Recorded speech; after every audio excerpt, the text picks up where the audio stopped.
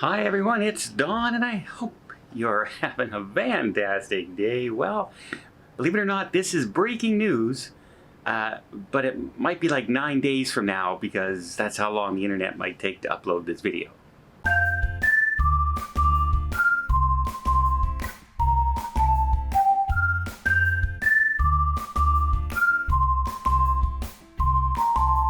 Okay, so I want to clear some things up because a lot of people, I think, are going to get caught off guard by this because Carnival Cruise Line just came out and clarified the unvaccinated testing requirements. Remember how all these cruise lines are now coming out and saying, on certain length of cruise, if you're unvaccinated, you can test, but you can do an at-home test. It doesn't have to be proctored. It doesn't have to be in a pharmacy. You can take a picture of it. It's a government test and bring it in.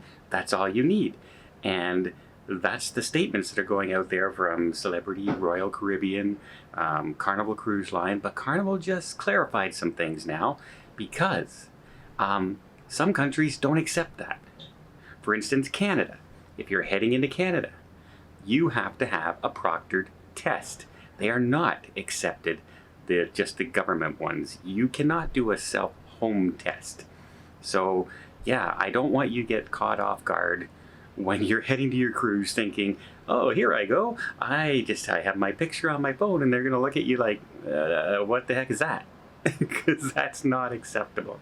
And so Carnival's the first one to come out with that statement. Now, their whole thing was that on sailings 15 nights or less, if you're vaccinated, you don't have to provide a test. If you're unvaccinated, you have to provide a test, but you can take the picture, etc. Except now those countries like Bermuda, like Canada, like Greece, those countries still require a proctored test. So don't get caught off guard. So yes, Royal Caribbean and Celebrity haven't come out and said that yet. However, I think the same rules are going to apply. Canada does not accept an unproctored test. Bermuda does not accept an unproctored test.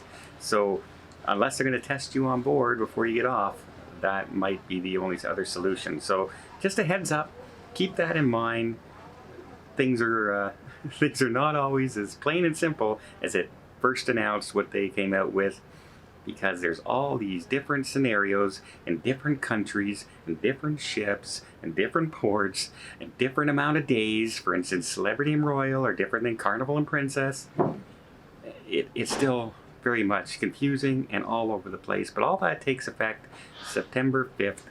And yeah, we'll see how long before all of that changes once again. I just wanted to warn you, if you're planning a cruise and you think you don't have to test, double check. And if you do have to test, make sure you're doing the right one and they don't turn you away at the cruise port. Because I think this is going to have a lot of people confused, especially people Seattle heading into Alaska, or people from New York and New Jersey heading up into Canada for a Canadian cruise to see the fall colors. You got to be careful. And there's always Bermuda.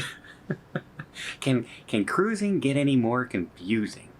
That's the question we have to ask ourselves. Can it get any more confusing? Never challenge worse, folks, because it can. And well, I hope you appreciate this little update. If you did, please give it a thumbs up. We'll see more tips, more tricks, more travel blogs from around the world, and more from Alaska whenever I get an internet connection. Have yourself a safe and a great vacation. Well, do.